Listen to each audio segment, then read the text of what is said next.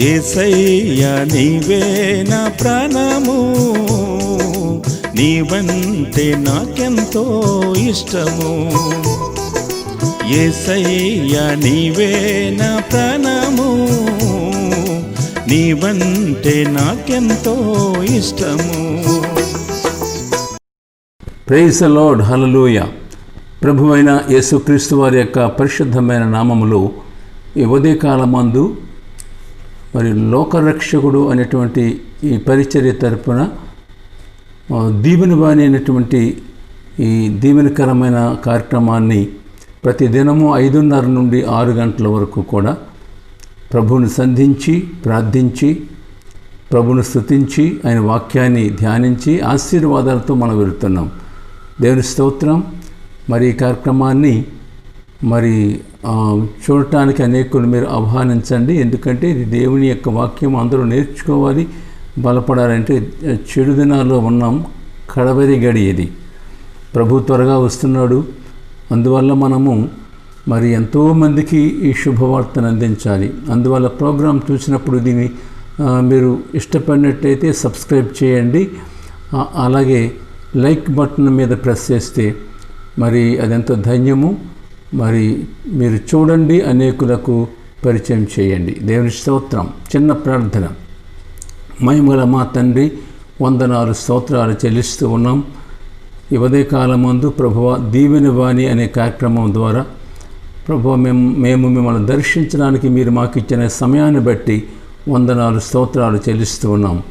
మా తండ్రి రాత్రంతా కాపాడినందుకు వందనాలు. ఈ దినమంతా సమాధానంగా నడిపించి మహిమ పొందమని, నీ వాక్య భాగాలు మాకు దయచేయమని, మీ యొక్క ఆశీస్సులు మాపై ఇగో ఈ కార్యక్రమాన్ని చూసే ప్రతి బిడ్డపై ఉంచమని యేసయ్య నామములో స్తుతించి ప్రార్థిస్తున్నాము తండ్రి. ఆమేన్. ప్రియమైన బిడ్డలారా, మరి పాపము అనేటువంటి విషయాన్ని బట్టి మనం ధ్యానం చేస్తూ ఆజ్ఞాతికమే పాపమని, సకల దుర్నీతి పాపమని, మేలైనది చేయనెరిగి అలాగూ చేయని వానికి పాపమని మనం నేర్చుకుంటూ అందులో బైబిల్ సంబంధంగా వాక్యానుసారంగా కొన్ని సంఘటనలు మనం చూస్తున్నాం. ఇది నాని దావీదుని జీవితం గురించి మనం ఆలోచన చేస్తూ దావీదు జీవితంలో కూడా మరి పాపము అనేటువంటి ఆ యొక్క బీజము ఎలాగ వచ్చింది, దానివల్ల అతని జీవితంలో ఎలాంటి కార్యాలు మరి జరిగాయి, మరి ఆ మాటను మనం ఆలోచిస్తూ, అయితే ఈ యొక్క సబ్జెక్టు పెద్దది కాబట్టి మరి ఈ దినము కొంత భాగము, రేప కొంత భాగము మనం ధ్యానం చేస్తాం. దేవుని స్తోత్రం. అందువల్ల ఈ దినాన్ని ఒక భాగాన్ని మనం చదువుదాము. 1 సమూయేలు 16:10 నుండి కొన్ని మాటలు మనం చదువుదాం. యెషయా తన 7 కుమారులను సమూయేలు ఎదుటికి పిలువగా సమూయేలు యెహోవా వీరిని కోరుకొనలేదని చెప్పి, నీ కుమారులందరూ ఇక్కడ ఉన్నారా అని యెషయిని అడుగుగా, అతడు ఇంకను కడసారి వాడు ఉన్నాడు, అయితే వాడు గొర్రెలను కాయుచున్నాడు అని చెప్పాను. అందుకు సమూయేలు, నీవు వాణ్ణి పిలువనంపించుము, అతడిక్కడికి వచ్చే వరకు మనము కూర్చుందమని అని యెషయాతో చెప్పగా, అతడు వాని పిలువనంపించి లోపలికి తోడుకొని వచ్చెను.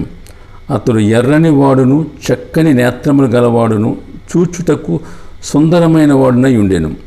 అతడు రాగానే, నేను కోరుకొన్నవాడు ఇతడే, నీవు లేచి వారిని అభిషేకించుమని యెహోవా సెలవీయగా, సమూయేలు తైలపు కొమ్మును తీసి వాని సహోదరుల ఎదుట వానికి అభిషేకము చేసెను.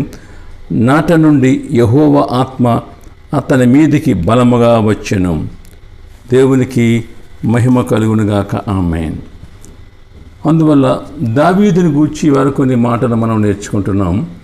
దావీదు అనగా ప్రియుడు అని అర్థం. ప్రియుడు, దేవునికి ప్రియుడు, ప్రజలకు ప్రియుడు. ప్రియుడు, బిలౌడ్ అని ఇంగ్లీష్లో ఉంది. అందువల్ల దావీదు అంటే ప్రియుడు. మన జీవితాలు ప్రేమగా ఉండాలి దేవునికి, మన ఇంటి వారికి, మన యొక్క సంఘము వారికి, సమాజము వారికి. అందువల్ల దావీదు ప్రియుడు అనే మాట ఉంది. దావీదు బెత్లెహేములో పుట్టినవాడు. 1 సమూయేలు అధ్యాయంలో 12 వచనం ప్రకారంగా. అతడు ఎస్ఐ కుమారుడు అని ఉన్నది. యూదా గోత్రీకుడు, చిన్న కుమారుడు లేదా కనిష్ఠుడు. 1 సమూయేలు 16:10-11 ప్రకారం చిన్న కుమారుడే. అతడు చిన్నవాడే కానీ పెద్ద కార్యములు చేసినాడు, మరి పెద్ద బుద్ధి గలవాడు. చూడండి 1 సమూయేలు 17:58 సౌలు చెప్తున్నాడు అతని యొక్క ధీర కార్యాలు, వీర కార్యాలు, సాహస కార్యాలు మరి ఆ చిన్న బాలుల్లో చూసిన తర్వాత అతను అనే మాట ఏమంటే, చిన్నవాడా నీవెవని కుమారుడవు అని అడుగుతున్నాడు. ఎంత సాహసాన్ని, ఎంత ధైర్యాన్ని, ఎంత ఘనతను చూపించావు. బలవంతుని ఏమీ కాకుండా నేలను కూలగొట్టావు. మేమందరం జడిచిపోయామయ్యా. అయితే నీవు ఎవని కుమారుడవు? ఇతర కుమారుడు ద్వారా తండ్రికి పేరు, కుమారుడు ద్వారా తల్లిదండ్రులకు పేరు. నువ్వు కుమారుడు అయితే అలాగా నీ తల్లిదండ్రులకు ఘనత రావాలి. దేవుని స్తోత్రం.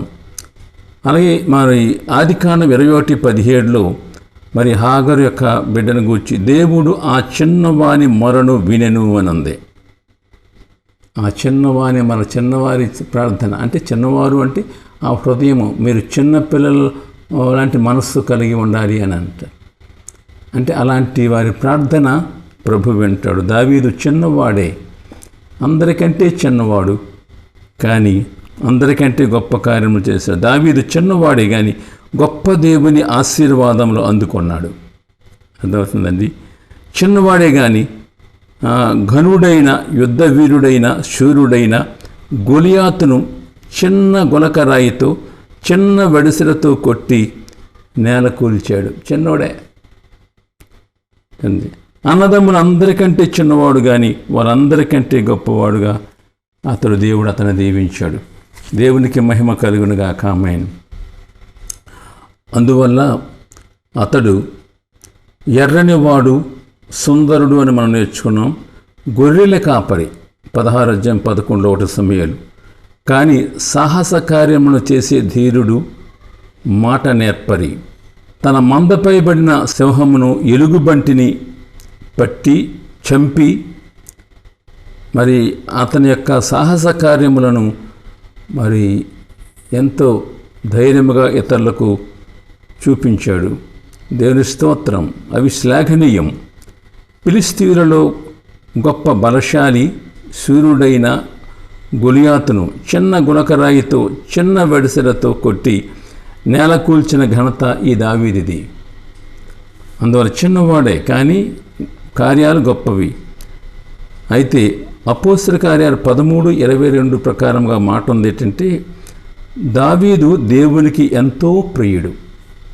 ప్రియమైనటువంటి ఎందాక అనుకున్న ప్రియుడు అని. దావీదుకి ఎంతో ప్రియుడు, దేవునికి ఇష్టానుసారుడు. ఆయన నాకు ఇష్టానుసారుడు, నా ఉద్దేశము నెరవేర్చినవాడు అని ప్రభువే సాక్ష్యం చెప్తున్నాడు. దేవుని స్తోత్రం. ఎంత గొప్ప ధన్యత. దేవుని స్తోత్రం. దేవుని చేత ఎంపిక చేయబడినవాడు. 1 సమూయేలు 16 అమాఘాన్ని చూస్తాం మనం. అతడు దేవుని చేత ఎంపిక చేయబడ్డాడు. దేవుని స్తోత్రం. అందువల్ల మంచి కవి, మంచి గాయకుడు, సంగీత ప్రియుడు. చూడండి. అయితే సౌలు కుమారుడైన యోనాతానుకు మంచి స్నేహితుడు. మంచి స్నేహితుడు. మనందరికీ మంచి స్నేహితుడు ప్రభువైన యేసుక్రీస్తే. సౌలు విషయంలో ఒక మాట. సౌలు ద్వేషించినవాడు, హింసించినవాడు, ప్రాణము తీర్చున్నవాడైన సౌలు ప్రాణమును తీయక క్షమించి విడిచిపెట్టిన ఆ మంచితనం అతని జీవితంలో కనిపిస్తుంది. అంటే మంచోడు అన్నమాట. క్షమాపణ హృదయం గలవాడు.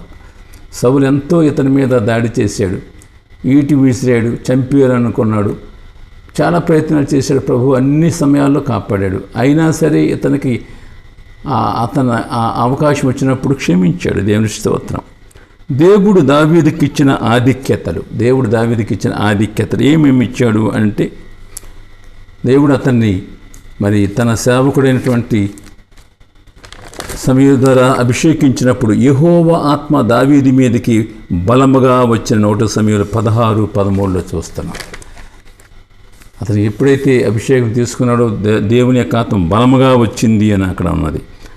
మరి యూదా ప్రజలు రాజుగా ఎంపిక చేయబడ్డాడు. 2 సమూయేలు 2వ అధ్యాయం 1 నుండి మరి 4 వచనాలు చూస్తే, అలాగే ఇశ్రాయేలు అందరికీ రాజు అయినాడు. అందరికీ, మరి ఆ జనాంగం అంతటికీ కూడా.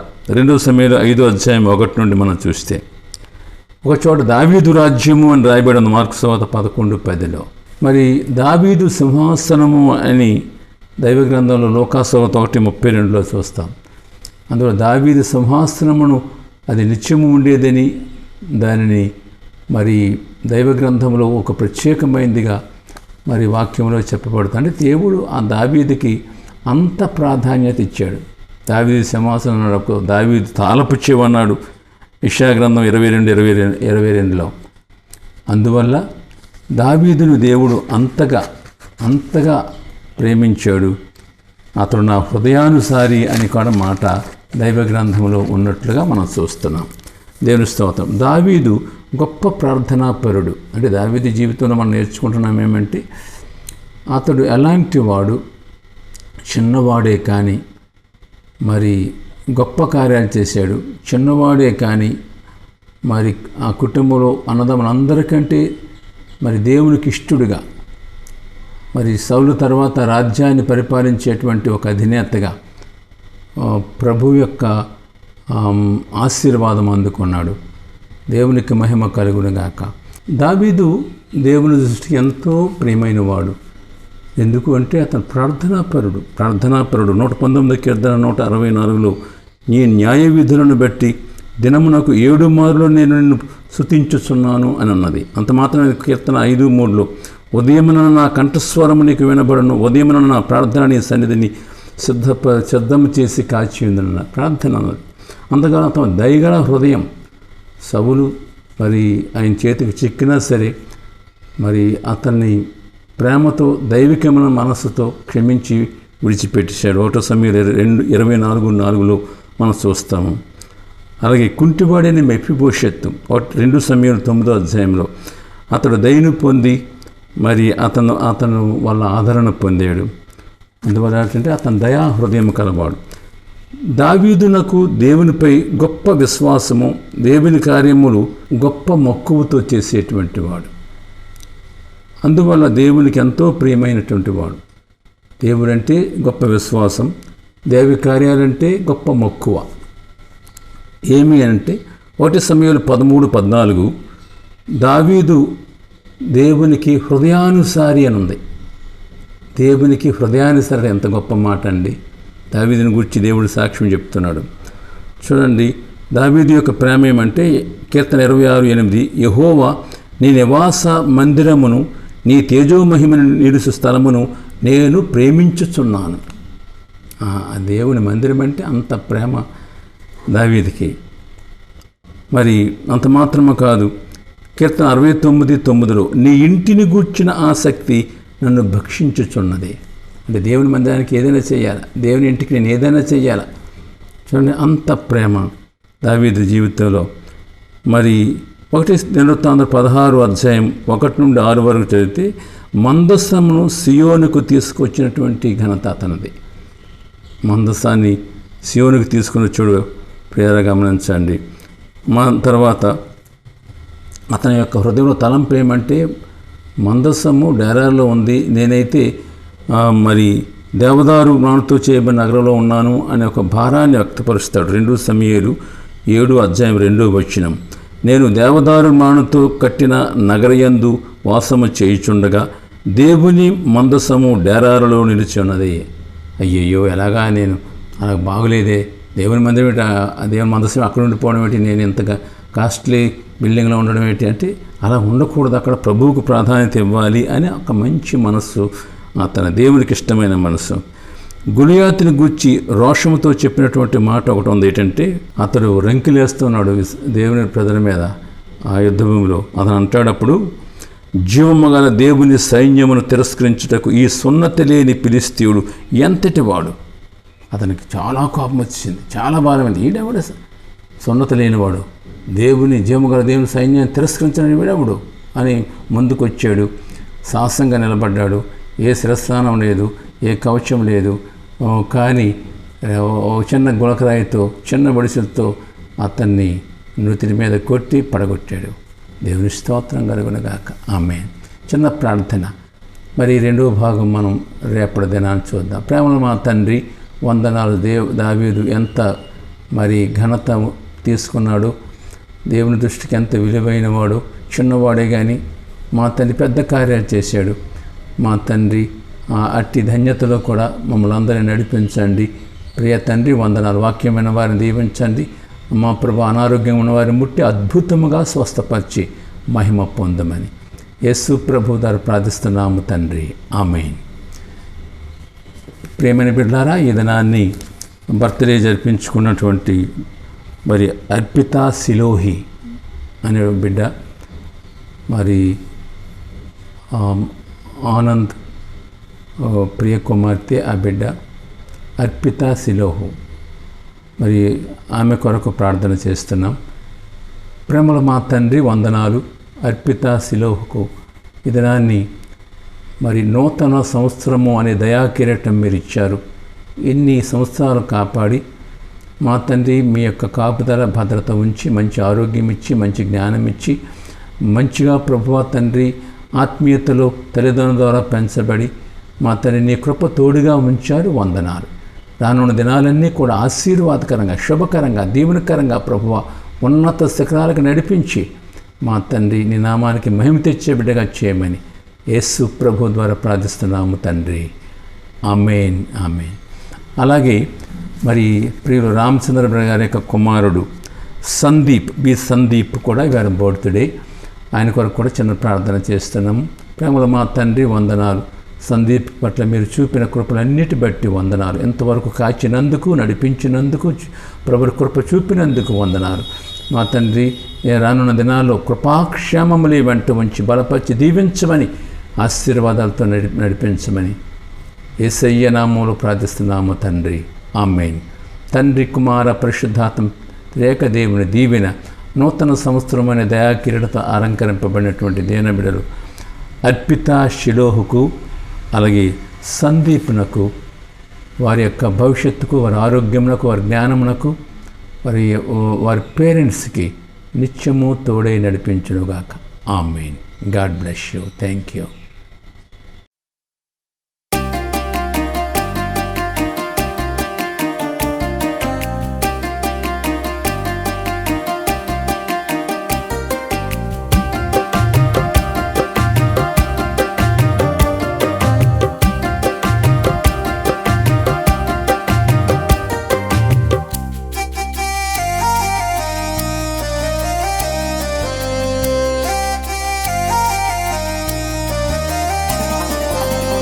యేసంటే ఏమనుకున్నావు, క్రీస్ అంటే ఏమంటున్నావు? యేసంటే ఏమనుకున్నావు, క్రీస్ అంటే ఏమంటున్నావు? ఏమనుకున్నా నీకు నాకు రక్షకుడన్నా. ఏమనుకున్నా నీకు నాకు రక్షకుడన్నా. యేసంటే ఏమనుకున్నావు, క్రీస్ అంటే ఏమంటున్నావు? యేసంటే ఏమనుకున్నావు, క్రీస్ అంటే ఏమంటున్నావు?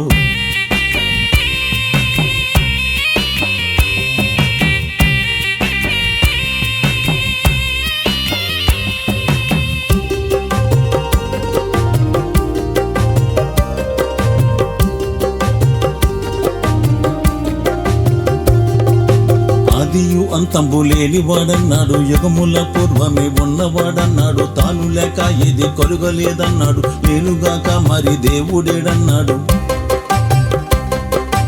ఆదియు అంతంబు లేని వాడన్నాడు, యుగముల పూర్వమే ఉన్నవాడన్నాడు. తాను లేక ఇది కలుగలేదన్నాడు, నేనుగాక మరి దేవుడేడన్నాడు. ఇంకేమి చెప్పాలి, ఏమని చెప్పాలి? యేసయ్య సంగతులు నేనెలా చెప్పాలి? ఇంకేమి చెప్పాలి, ఏమని చెప్పాలి? యేసయ్య సంగతులు నేనెలా చెప్పాలి?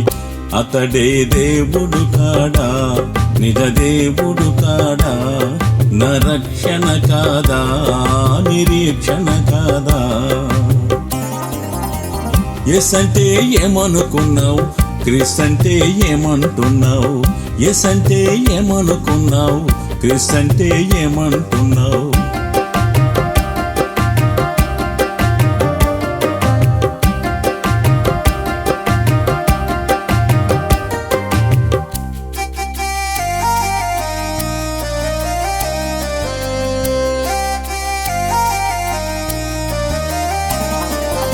కన్యక గర్భాన జన్మించినాడన్న, పాపమే లేనట్టి పరిశుద్ధుడోయన్న, నీతికి రాజని ఖ్యాతి నొందాడన్న, లోకానికే లోక రక్షకుడోయన్న.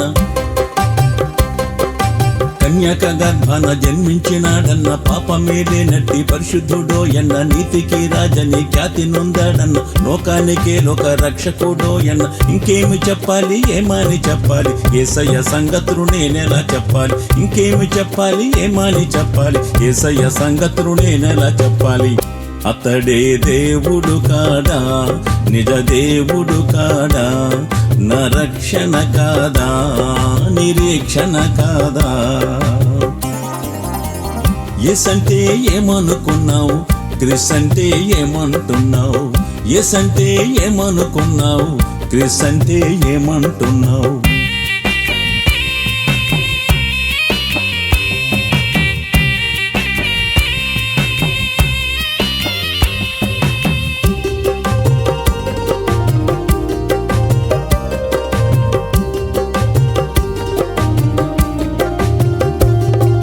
సిలువకొయ్య మీద మరణించినాడయ్య, విలువైన తన ప్రేమ కనపర్చినాడయ్య, వెలలేని రక్షణ మనకిచ్చినాడయ్య, మరణాన్ని ఓడించి మరలేచినాడయ్య.